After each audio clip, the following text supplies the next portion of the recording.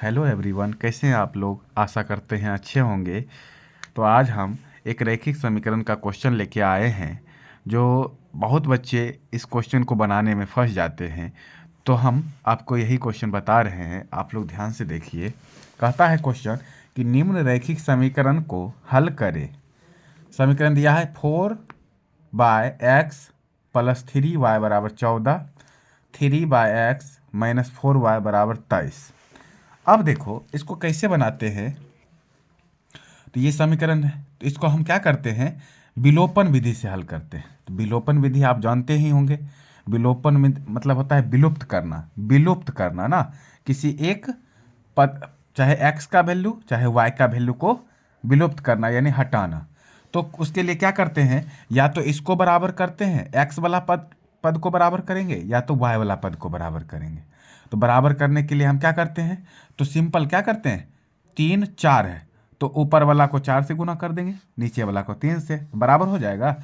4 तिया 12, तो यानी ये हो गया हमारा समीकरण 1 × 4 और समीकरण 2 × 3।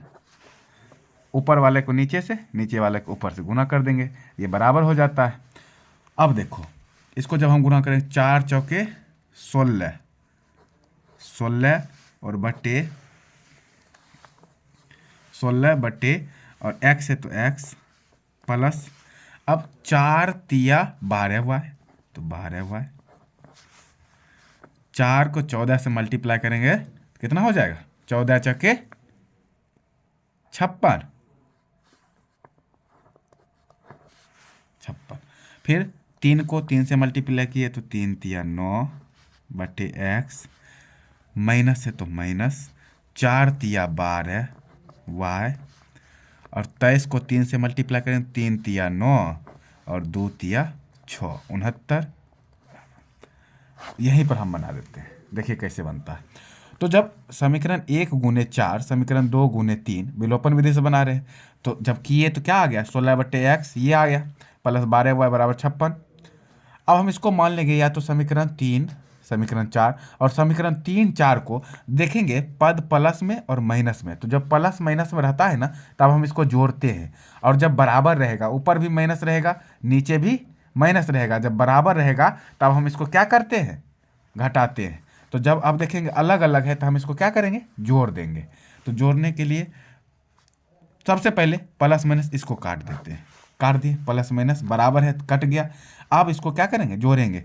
अब देखिए 16 और 9, तो डायरेक्ट यहाँ जोड़ते हैं, 16 बटा x प्लस 9 बटा x बराबर, इधर भी इसको जोड़ दिए। इसको जोड़ेंगे जब 6 9 15 5 बाकी 1, और 5 6 11 11 1 12 125। अब देखो यहाँ पर x का एलसीएम क्या होता है, x का एलसीएम x।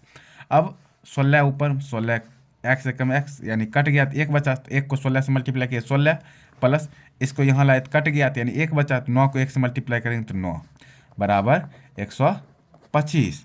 अब 16 9 25 होता है, 25 और बटे x बराबर 125।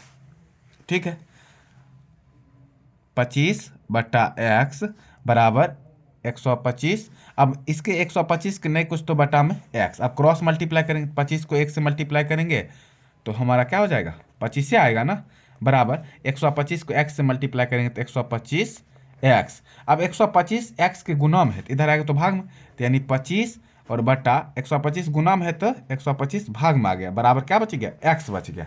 अब इसको काट देते हैं, तो काटेंगे तो कितना बार में कट जाएगा हमारा, डायरेक्ट काट देते हैं, 5 5 और 2 छके 12,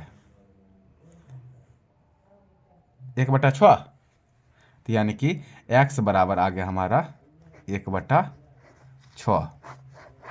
तो ये हमारा x निकला है, क्या निकल गया, x का वैल्यू। अब हम y का वैल्यू निकालेंगे, तो y का मान समीकरण 1 में रखने पर, तो समीकरण 1 कितना है हमारा, 4 बट्टे x प्लस 3y = 14। या तो समीकरण 1 में रखिए x का वैल्यू, वही मान लिख लेगा, समीकरण 2 में भी रखेंगे तो वही मान लिख लेगा। तो x बराबर हमारा क्या है, निकला है 1/6। अब देखो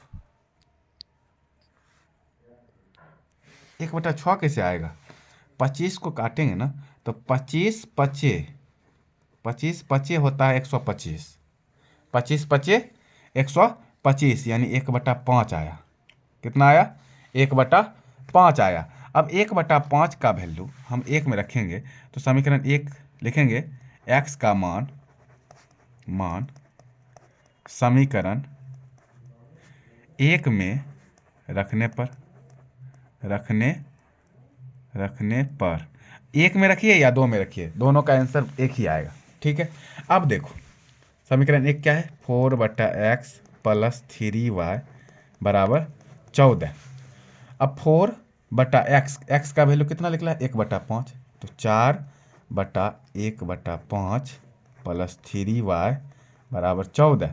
अब देखो 4 1/5 है तो 5 ऊपर चला जाएगा ना, तो यानी 5 को 4 से मल्टीप्लाई करेंगे तो 20 हो गया। तो ये हमारा हो गया 20 + 3y = 14। अब ये 20 प्लस में उधर जाएगा तो माइनस में हो जाएगा, तो यानी कि हम इधर बना देते हैं। अब देखिए तो 20 यानी +3y = 20 प्लस में था, 20 किस में है? प्लस में है, उधर गया तो माइनस में, तो यानी कि 3y = 14 - 20। 3y = 14 में से यानी 20 गया तो 20 में से 14 गया तो 6, अब माइनस में आ जाएगा -6, तो यानी y = -6/3, 3 दूना 6, तो y = -2। तो यही कहता था समीकरण को हल करना है। तो एक निकल गया x = 1/5 और एक का निकल गया y = -2, y = -2। तो समीकरण को इसी तरह से बनाएंगे, विलोपन विधि यही है, विलुप्त करना। तो आशा करते हैं आपको अच्छा लगा होगा। अगर ये वीडियो आपको अच्छा लगा हो तो मेरे वीडियो को लाइक करें, कमेंट करें और ऐसे क्वेश्चन, अच्छे क्वेश्चन, इंपॉर्टेंट क्वेश्चन आप देखते रहें। बहुत बहुत धन्यवाद।